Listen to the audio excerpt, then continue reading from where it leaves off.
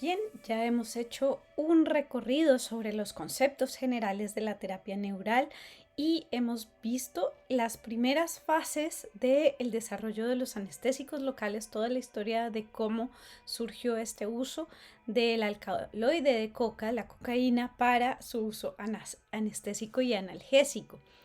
En los siguientes minutos entonces revisaremos cuáles han sido esos grandes hitos para el desarrollo de la terapia neural como un mecanismo terapéutico y como un conjunto también de diagnóstico y tratamiento de patologías agudas y crónicas. Bienvenidos. Vamos a empezar hablando de tres grandes genios. Estos son los hitos más importantes que vamos a ver, son estos tres personajes. Pero primero debemos hablar de un poco lo que veníamos contando de la historia anterior. Dijimos que para 1905 se había utilizado la procaína por primera vez desde que se sintetiza y empieza a utilizarse en el ámbito clínico. Y Hans Selheim, un médico anestesiólogo en Estados Unidos, empieza a utilizarlo como un anestésico para el bloqueo paravertebral para hacer abordajes abdominales. Y esto lo hace basado en los estudios de neurofisiología de Head que había publicado en 1893. Luego, un poco más adelante, hacia 1920 y 1925, se empiezan a realizar investigaciones ya a nivel multicéntrico, donde se van a evaluar los efectos diagnósticos y terapéuticos de los anestésicos locales. Aquí entonces van a aparecer nuestros dos primeros personajes importantes, que van a ser el doctor René Lerich y el doctor Ferdinand Hunnecke, que junto con su hermano, los hermanos Hunnecke, son considerados los padres de la terapia neural. El doctor Lerich es un neurocirujano de Francia, quien empieza en 1920 los experimentos de infiltración de procaína en ganglios simpáticos. Ya empieza a hacer de una, digamos, los abordajes profundos. Y hacia 1925 reporta la desaparición de dolores tipo angina, así como cambios en el dolor por arteritis del temporal con el uso de procaína. Para 1934, él va a describir el bloqueo del ganglio estrellado y describe estos usos de la procaína, siendo el neurocirujante, como el escalpelo no sangrante del cirujano. También reporta efectos de campos interferentes. Él empieza a trabajar con Hunnecke, que es quien finalmente define los campos interferentes, y empieza a mirar qué pasa con estos bloqueos secundarios a las cicatrices, que va a ser precisamente de donde sale toda esta idea y este concepto de los campos interferentes. Y luego tenemos a Ferdinand Hunnecke en Alemania, que con su hermano, entonces en el 25, también muy paralelo a los trabajos del doctor Lerich, empieza a tratar pacientes con migraña con procaína, pero haciéndolo de manera endovenosa. Y con su hermano empiezan a describir el efecto a distancia, es decir, aplicar la procaína en un lugar en la superficie corporal que va a tener repercusiones en otro componente anatómico distinto. Y para 1940 van a describir otro concepto muy importante en terapia neural, que es el efecto en segundo, que es realmente cuando el paciente siente que la acción terapéutica del medicamento es inmediata. Un ejemplo de ello que veo yo muchísimo en la consulta es, por ejemplo, cuando trato vértigos con terapia neural a nivel del pie. Basado, digamos, en la anatomía energética de la medicina china, uno también puede usar terapia neural con conocimientos o mezclándolo con la acupuntura. Y, por ejemplo, para los vértigos, uso mucho infiltraciones de procaína en el canal de riñón, en el tobillo. Y veo con gran frecuencia en estos casos el efecto en segundo, y es que tan pronto hago la instilación de la procaína a nivel del maleolo externo del pie, veo cómo rápidamente el paciente dice, uy, algo pasó, esto cambió y el vértigo se fue. Esto es el fenómeno en segundo que ellos lo describieron en un paciente que tenía un dolor crónico de hombro y estaba reportando una molestia por una herida de una osteomielitis que había sido intervenida en el muslo. Cuando ellos desbloquean el muslo, lo que sucede es que el dolor de hombro se resuelve por completo, y así fue como describen este fenómeno inicialmente. Tras más de 40 años de práctica, los hermanos Huneke también empezaron a abordar enfermedades funcionales y metabólicas con terapia neural y exploraron mucho más allá de solamente las patologías dolorosas. Digamos que a ellos se deben los abordajes somáticos que utilizamos en la terapia neural. Y hacia 1950 y 1951 empiezan a hacer un gran estudio con la Universidad de Halle, donde evaluaron 1011 pacientes que trataron de manera exclusiva con terapia neural. El objetivo de este estudio era inicialmente buscar ese fenómeno en segundo, y lo que pudieron hacer tras este estudio fue que en estos 1011 pacientes el 40% de ellos presentaron el fenómeno en segundo. Entonces pudieron demostrar que era un fenómeno que era consistente en la terapia y que se repetía siempre y cuando hubiese un diagnóstico muy claro de cuál era el origen completo, digamos, cuáles eran las causas emocionales, mentales, fisiológicas, tóxicas de la sintomatología, y de ahí la resolución de cuál iba a ser el campo interferente a tratar. Luego nuestro tercer personaje es Peter Dosch, quien va a ser fundamental para el desarrollo de la terapia neural más adelante en Colombia, porque él termina trayendo y importándonos a nosotros todos estos conocimientos, y él lo que hace es que inicialmente coge todo lo que había publicado Ferdinand Huneke y había escrito, por ejemplo, un título que se llama Las desconocidas reacciones a distancia de los analgésicos locales, y Peter Dosch lo que hace es tomar todos estos escritos, también poner su experiencia de antemano ahí y sistematizar y protocolizar la terapia neural. Es decir, la terapia neural que nosotros hoy en día utilizamos, que llamamos terapia neural según Huneke, realmente es la síntesis y es la sistematización que hace el doctor Peter Dosch sobre toda la terapia neural. Dentro de estas sistematizaciones vamos a encontrar trabajos como el de Hedy Mackenzie, que era, digamos, los principios por los cuales se basó el doctor Lerich para hacer sus intervenciones donde demostraban los fenómenos a distancia.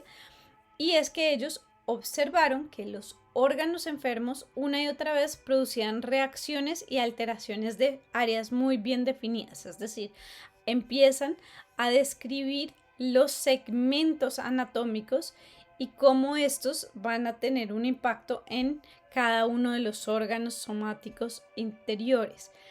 Entonces, estas áreas bien definidas de la piel se van a denominar áreas de G, y empiezan a mostrar esta correlación entre el órgano y la superficie corporal, y va a corresponder neuroanatómicamente con las vías reflejas cutiviscerales.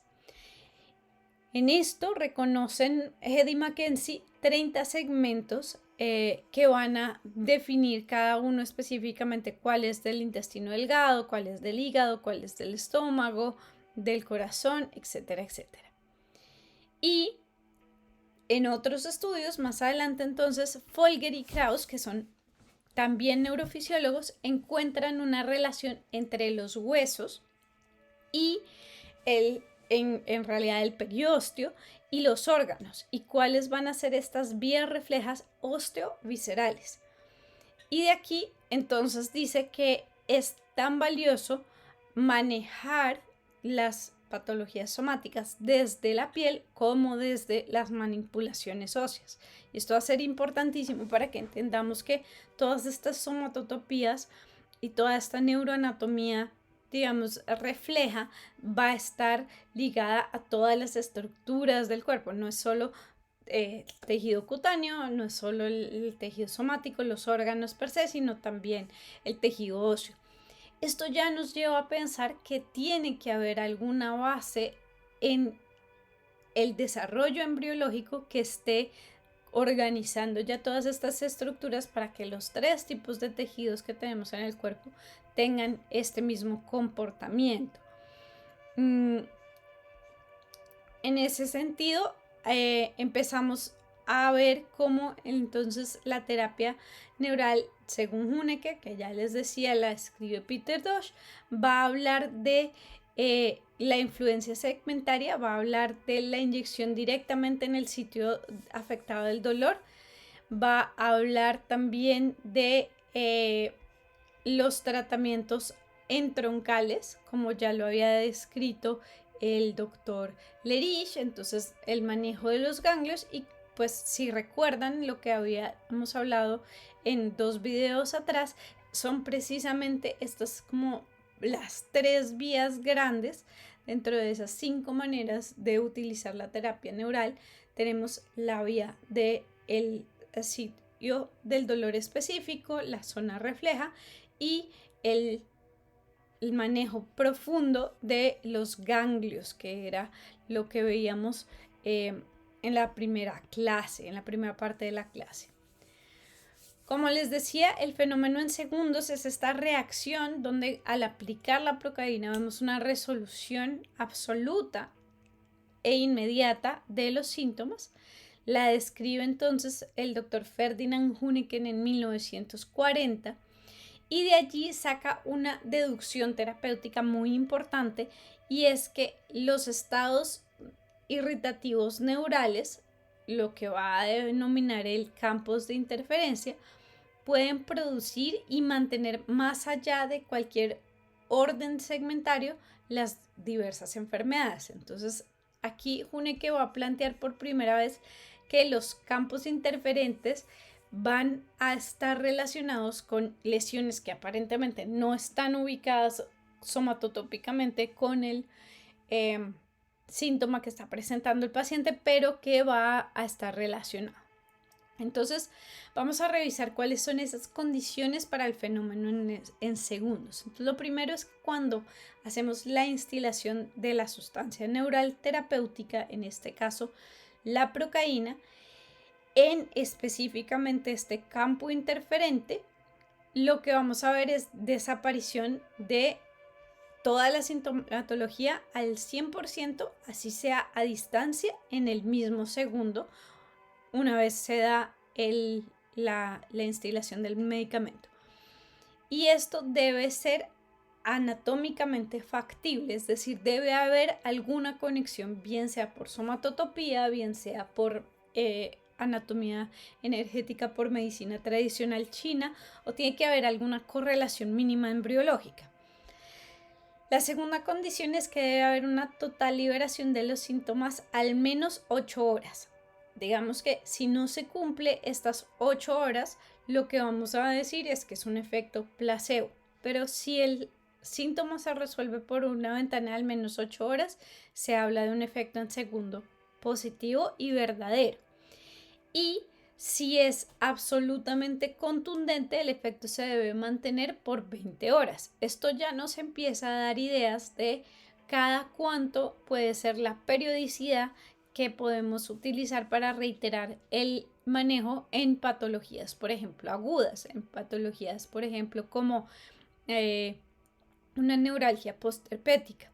Cuando nosotros hacemos manejo de neuralgia postherpética, generalmente vamos a tener que infiltrar al paciente más o menos una vez al día para que esté libre de síntomas por más o menos periodos de 10 días. Con eso resuelve completamente esta neuralgia.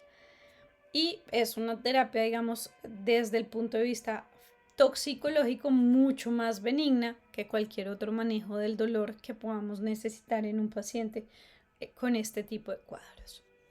La tercera condición que necesitamos para el efecto en segundo es que si dadas estos tiempos, o bien las 8 horas o bien las 20 horas de resolución de los síntomas, hay una recurrencia del síntoma, el efecto debe conseguirse exactamente aplicando la procaína en el mismo lugar en que se hizo la primera vez y debe ser absolutamente igual la repetición de el efecto, digamos, de sanación y de resolución de los síntomas que la primera vez.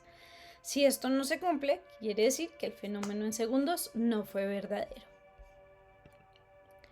Ahora, hablando de los campos de interferencia, los más clásicos son estos, como les muestro acá en la imagen, las heridas quirúrgicas que pues sabemos rompen con la anatomía regular, cambian la vascularización, cambian la inervación nerviosa, cambian la estructura de la piel, cambian las estructuras de las fascias y los tendones que están debajo. Entonces toda la biodinámica del cuerpo cambia cada vez que tenemos una cicatriz.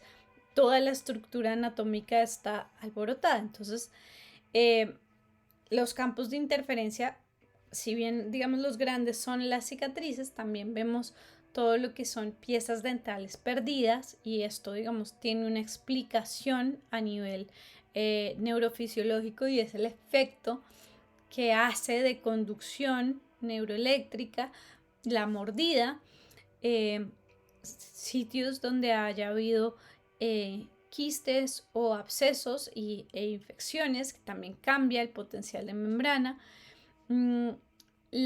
Hay, digamos, sitios que son per se tendientes a ser campos interferentes porque se han inflamado crónicamente, por ejemplo, los pilares amigdalinos, los senos paranasales.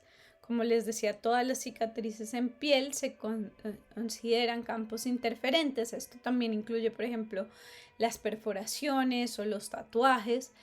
Y las lesiones también a nivel del periósteo. Como decíamos, también hay una relación con los huesos, y todo lo que sean fracturas antiguas y lesiones del periósteo también pueden generar campos interferentes.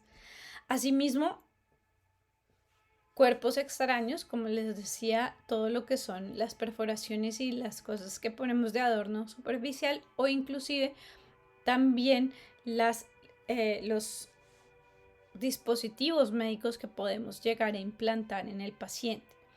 También vamos a ver que órganos que han tenido infecciones o inflamaciones crónicas también pueden tener campos interferentes per se. Esto se ve mucho, por ejemplo, en los abscesos y quistes en el hígado, en la vesícula biliar, en el apéndice, en la próstata, en el útero, y estos pues los vamos a encontrar haciendo una anamnesis muy cuidadosa de cuál ha sido esa historia de vida del paciente, cuál es la historia clínica y cuáles han sido, digamos, estas lesiones que pueden a largo plazo empezar a generar síntomas o perturbaciones que estén causando esta interferencia a largo plazo.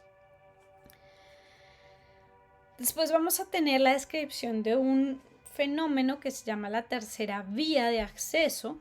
Esta tercera vía de acceso, ya les dejo ver aquí un segundo. La tercera vía de acceso la van a describir Federic Fonorelli, que define que no vemos las enfermedades de manera holística y empieza a promover que veamos y que hagamos este esfuerzo por considerar al ser humano como una entidad física, mental y emocional, y que empecemos a hablar de la patología y de las situaciones de salud de los pacientes como un concepto completo.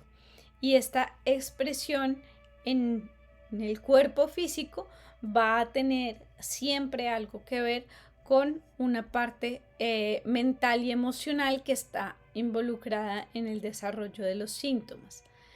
Esto es muy interesante porque esta es la primera definición de ese modelo psicosomático y de ese modelo biopsicosocial que conocemos y que usamos todos los días en medicina. Entonces, aquí empieza a haber un énfasis más claro en que tenemos que mirar cuál es el contexto existencial del paciente. Yo siempre les reitero, es importante saber y conocer quién es la persona que tenemos frente a nosotros, cuáles son sus necesidades y para qué está viviendo en este momento y en estas circunstancias un dolor, una agudización de una patología crónica o una patología aguda. ¿Cuál es ese sentido de la enfermedad y cuál es ese impacto de su proceso de salud y enfermedad dentro de su entorno? Esto, digamos que hace que yo vea también esta continuidad entre los fenómenos físicos, mecánicos, podríamos llamarlos, y lo que está sucediendo en la vida de los pacientes. Ya hoy en día sabemos desde el punto de vista de las neurociencias que hay una correlación totalmente directa entre cuál es la capacidad que tengo de producir ciertos neurotransmisores en respuesta a cómo me siento, a cuál es como mi situación local en el mundo, y de esto empezamos a sostener estos modelos psicosomáticos donde empezamos a preguntarnos siempre qué es lo que me quiere decir el cuerpo. Vamos a ver que muchas veces cuando hacemos la interpretación de los dolores, por ejemplo, en el caso de las migrañas, que lo vamos a ver más adelante, vamos a entender que hay emociones diferentes para tipos de migrañas diferentes o para tipos de cefaleas diferentes, y que esto nos va a hablar también de cuáles son estas características del terreno, de la personalidad y de la situación de nuestros pacientes, que es lo que quiero invitarlos a evaluar en estas ocasiones. Vamos siempre a pensar cómo hoy en día ya sabemos, por ejemplo, que las zonas donde se expresa el dolor en la corteza cerebral están relacionadas con zonas de la corteza cerebral donde también vamos a tener la modulación de emociones como la angustia y la depresión. Entonces es importante que esto lo veamos como una totalidad y no desmembremos al paciente. Vuelve a lo mismo, siempre vamos a tener que tener en cuenta todo, cuerpo, mente, ambiente, propósito, el para qué está el paciente. Es importante que nosotros sepamos por qué se enferma el paciente desde el sentido de que está trabajando, cuál es esa ganancia, digamos, que está surgiendo, y entender que es una forma natural del paciente de interactuar con el ambiente. O sea, la enfermedad no es algo raro, no es algo anormal, sino simplemente un proceso. Y en la medida en que nosotros le damos al paciente esa seguridad de que esto es un proceso, pues también le podemos dar la esperanza y el entendimiento de que va a poderse resolver de una manera positiva. Muy bien. Finalmente, nuestro objetivo es llegar a lo que siempre nos ha dicho Hipócrates, y es que nuestra tarea como médicos es hacer el proceso de acompañamiento y de curación. Somos quienes ponemos las herramientas al servicio de los pacientes para poder ofrecer este espacio donde entonces la naturaleza y la autonomía del paciente y la capacidad, digamos, de resiliencia metabólica del cuerpo, esta reserva metabólica, serán capaces de, en los casos, digamos, agudos y en las patologías, digamos, más simples, de poderse sanar de manera autónoma. Esto, pues, siempre lo hemos dicho, es el sentido y la relevancia del concepto de la salutogénesis, que es el trabajo que realmente deberíamos estar haciendo. Nosotros debemos ser como médicos gestores de salud. Debemos procurar siempre tener esa tendencia a poder ofrecerles a nuestros pacientes un mejor estar, un bienestar completo. Muy bien, eso ha sido por ahora todo lo que tenía para contarles de grandes rasgos de la historia en el video de la filosofía y de las concepciones, digamos, más filosóficas de la terapia neural. Vamos a hablar sobre la historia en Colombia, qué ha pasado, quiénes son los exponentes, por qué son tan relevantes y cuál ha sido todas esas intervenciones que hacen que la terapia neural se haya convertido en una herramienta también de gran impacto social. Hasta la próxima.